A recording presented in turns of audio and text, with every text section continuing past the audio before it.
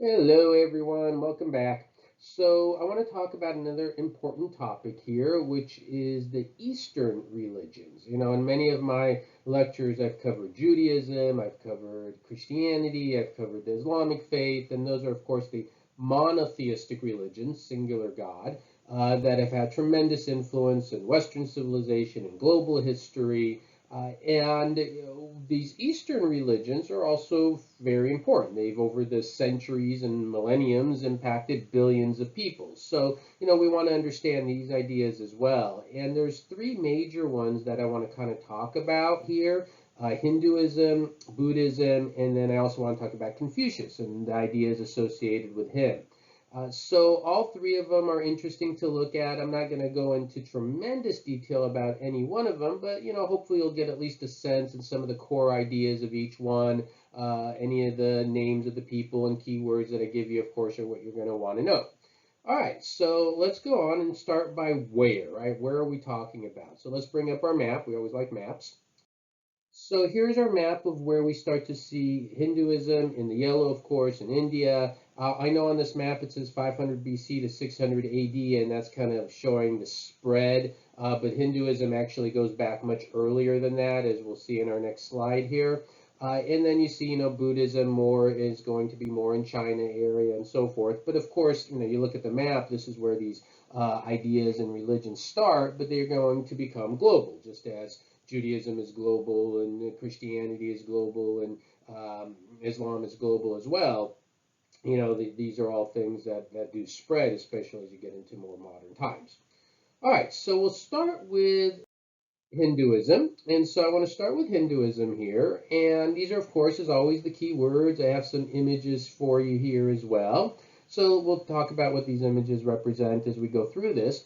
But the first thing I want you to know about Hinduism, it is polytheistic, right? So when you talk about Christianity and Judaism, of course, first, and Christianity, and then Islam, the three monotheistic religions, chronologically in that order, they're all monotheistic. This is polytheistic. And you can see the dates that, at least Hinduism goes back a long ways, right? Obviously, way before Christianity and Islam. And there is some elements of Judaism, but even if you think of the Old Testament, that doesn't even come till after this period of time a bit. So this is a very early religion. And, when you talk about it, where do we learn about Hinduism? And so the first key word there you have is the Vedas. And the Vedas there, that's the source. That's where we learn about Hinduism. So if you want to learn much more about this, you open up the Vedas, and that's where you learn a lot of information.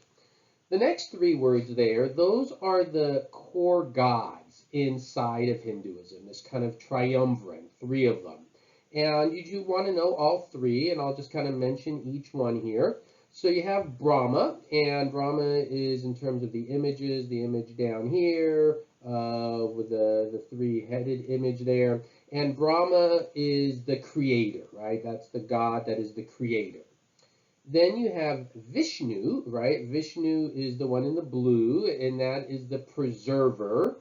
And then you have Shiva, and Shiva is the destroyer, and that's the last one up here is Shiva. And these three gods, and when I say, just to go back to Shiva for a second, Shiva is the destroyer, but it's not just for the sake of destroying. It's destroy in order to recreate. Because one of the ideas of Hinduism is this, it's this all-encompassing idea of reincarnation, this kind of cycle of life and death and resurrection, and life and death and resurrection. So reincarnation is a very important concept inside of Hinduism. Now, there's another word here that I just kind of skipped over that you do want to be familiar with, Brahman. And what is that? Well, that's a very hard word to explain. In fact, it is sometimes defined as indefinable, that it's a word that has no way to explain in human language. So I'm going to just give you what I've read about it. And it's basically this concept of the soul of the universe, right? This all-encompassing soul of the universe. So it's a really hard term to explain because by definition, there aren't words in the English language that can't even define it. But when you see that term Brahman, that's kind of what it's associated with, the soul of the universe. Now, associated, a couple more important terms, a few more important terms here, is karma. Now, of all the words here, karma is probably the one you're all familiar with. Everyone's heard this word karma before. We still use it today in our English language. And, as we talk about a lot in my lectures, contributions of various civilization to our world today, we language and we use the word karma all the time today, and we think of it exactly as what it's meant to be. You do a lot of bad things in life, well, bad things are going to happen to you. You do a lot of good things in life, good things are going to happen to you. And if you stop and you think about it, there's a bit of logic about this. If you go around treating everybody horribly and, treating them poorly, then sooner or later you're going to get that reputation. No one's going to like you. If you treat people kindly and respectfully, people are going to go, oh yeah, he's a nice guy, and so forth, and they'll treat you nicely. And so there's an element to that. Of course, does it always work that way? And of course not. We know stories all the time of good things happening to bad people and bad things happening to good people. But if you stop and think about day to day, there's an element of karma that's we're all understanding and familiar with. Then you have the term dharma. Dharma is your duty more than your actions, right? And you basically get karma by doing your dharma. I guess that's one way of putting it. You do your duty and then you get your karma. And finally, the last term there you have is moksha. And moksha, that idea is the concept of kind of the end of the death and rebirth cycle, when you've kind of reached this point where you're one with the great soul. Sometimes it's described as kind of like a raindrop in the ocean, and you've just kind of reached this oneness. And this idea of moksha is, I guess, as close to the concept of heaven in Western civilization that you could probably have, but that is kind of the end of the whole death and rebirth cycle. All right, so that's Hinduism. I hope all that's clear, and I've got some images there for you just to sometimes people like the pictures and the images as well. All right, so let's move on and talk about one more important element of the Hindu faith in India, and that's the caste system. This is always something that does need to be discussed, and the caste system is part of the Hindu faith. We talk about resurrection and the significance of life, and all life is sacred. It's a very important concept in Hinduism. But you're born into one of these castes, and you can see on the pyramid here, the major castes, and you don't need to memorize them all or anything, but I just kind of have that. But you do want to know that there is a caste system, and there's no social mobility in this caste system. So whatever you're born into in this life, you're stuck in that until you die and then resurrect, and then you can kind of maybe move up in caste. But this idea is very stringent, and it's a very important idea all the way into India today. And it's also issues in India today, because you have down on the bottom what are sometimes referred to as the untouchables. You see this term here. And this term is often seen as a very negative word, right? Because it's the people who are at the bottom and not able to move up, and this creates problems all the way into India today. And in fact, later on when I do a lecture on the Mughal dynasty, I talk about this as well a little bit, because centuries and centuries later, when the Islamic faith rises, you have the Muslim forces moving into India. And there's a lot of discussion about when the Muslim forces moved into India under the Mughal dynasty, what happened there? Did they move in by force, or were there people there willing to convert to Islam? And the answer in most cases is a little bit of both, right? That there were some people, perhaps because of the caste system, that said, hey, in the Islamic faith, they don't have this, maybe I'll convert. And then there were, of course, other people who, there were wars fought and battles, and I kind of cover that in a whole other lecture, if you want to look up the lecture on the Mughal dynasty that I cover as well. All right, so you have that. All right, so those are the key things I want you to know about in the caste system and Hinduism, and be familiar with all that. Let's move on. Buddhism. All right, so Buddhism, and starts much later, closer to about 500 BC, and Buddhism started with a person, a man named Siddhartha, and he was actually a prince of noble birth, living a good life, hunting and just having a good old time, feasting, all good. And then I think around his 20s, I believe, he started to realize, yeah, you know what, there's much more to life than this. And from this developed the Buddhist ideas. And the key word there is nirvana. Nirvana is the end game. Again, this is what you want to reach, nirvana. And to understand Buddhism, there are basically what we call Four Noble Truths and the 8 ideas of right conduct. And so we're going to go through these in the next couple slides, and those are things, of course, you want to be familiar with. So let's go through them.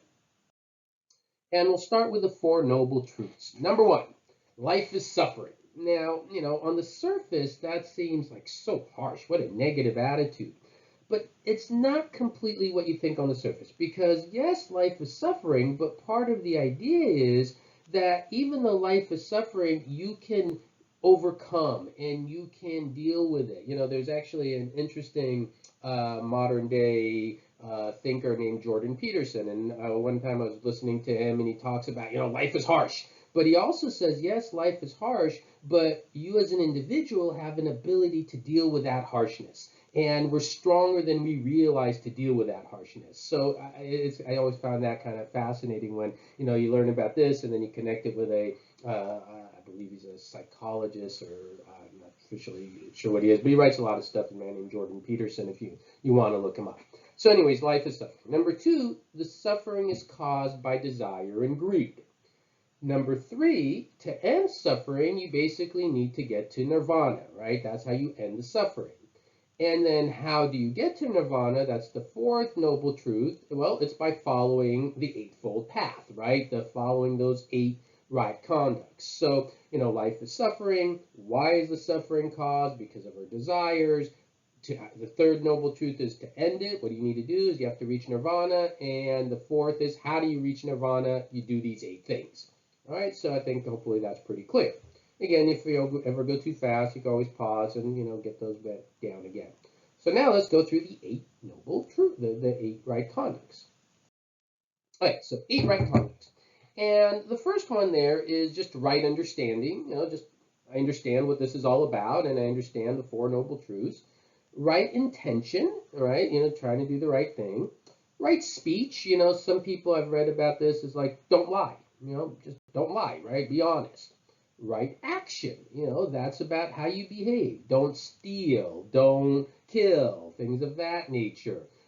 Sometimes I've looked at these, and because I've studied so many different histories, and I never taught just one thing of one area, but I've taught a lot of different areas, from Middle East to Western civilization, ancient, modern, and it gives me this perspective that sometimes I look at this and go, well, some of this sounds like things you would find out of the 10 Commandments.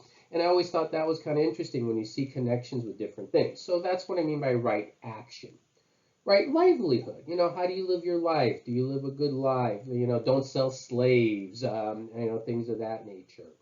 Right effort. Work. Do the positive effort. Be positive about things. Right mindfulness. Have that right state of mind. And right concentration. Stay focused on doing all of these things. And if you do all this, then again, you've completed the 8 right conducts. And again, there's much more detail to all this, and you can look it all up and read much more about each one. But I'm giving you the most basic at this point, because I understand most people, watching these lectures of mine and taking these courses don't really know that much about, never even heard of these concepts sometimes. So I want to just give you the basics, and then there's a lot of other more deeper information. All right, finally, the last one I want to talk about is Confucius. All right, so the last one I want to talk about here is Confucius. And, Confucius, it really, you can't say Confucius is so much a religion, because there aren't gods involved. It really is more just a way of life and a way of behavior. You can see the date around 500 BC, when a man named Confucius, of course, who we're all very familiar with. I think it's, again, one of those terms, their names of somebody who's still well known. And again, the fact that his ideas are still so well known today tells you the influence he had. Around 500 BC. I have another name there, Mencius, around 300 BC, a couple hundred years later, who helps really push a lot of the ideas. So Confucius, I think one important thing to remember, of course, from China, he comes during a time where China is very divided, there's a lot of conflict, And it was in part his way of saying, hey, this is a better way of behavior, a code of behavior through kindness and good ideas and values that would help society. And so he puts his ideas down in a document known as the Analects. And you can find these documents in many places. There's a Fordham University actually has a great primary source website that has a lot of great primary sources, including the Analects. And then this last term here you have is Ren. Actually, we sometimes in Western society say Gen, but Ren. And it's just kind of the idea of the combination of all the ideas. When you embrace all the ideas of Confucius, you have Ren, and that's essentially what it is. And, the best thing to do with Confucius is simply go through some examples. And so I'm just going to read to you a few examples of the ideas of Confucius to get at least a feel of what are some of the things he talked about and encouraged. And a lot of these are things that you would listen to and go, oh yeah, that just makes sense. It's just common sense of way of living. So for example, let me read the first one here. He says, a man who wants to move mountains starts with a small stone. Again, common sense. If you want to do something big in life, take baby steps. You don't necessarily have to do it all at once. So that's one that I think is very well known for Confucius. Another one that I think is very powerful, he says, to see what is right and not to do it is a person lacking courage. And I think that one's really important because in other words, you see something going on in day to day, and you just don't do anything about it, but you need to do something about it, and you don't. That's the person lacking courage. We see this as social experiments a lot when somebody might be on the ground and hurt or pretending to be hurt, and people just walk by, because they don't want to deal and they don't want to deal with the issue at hand. So, that's an example of one of his concepts. A third one says the greatest glory is not in not failing, it is in rising after we fall. Again, just common sense. It's not about everyone fails in life. It's how you react to those failures that what matter, and that's actually what matters. So that's another one that he talks about. And then just the last one, I'll give you one more. Respect yourself, and others will respect you. And so just a few examples of some of the ideas that Confucius often talked about, and you can find again a lot more if you want to look up the Analects and read about them. And again, just as another quick connection, this is the type of thing when you read like the Talmud in Jewish culture. It's a way of life, codes of behaviors, and you do see, even though different places, different times, different people, different regions, very often shared ideas. And I think that's kind of an interesting concept to get as well. So I hope you kind of understood all that. I hope that was interesting for you. If you have any questions, let me know. And of course, this is all the keywords and stuff you would need to know for the quiz, exams, and so forth. All right. Have a good day. Let me know if you have any questions. Thank you. Bye.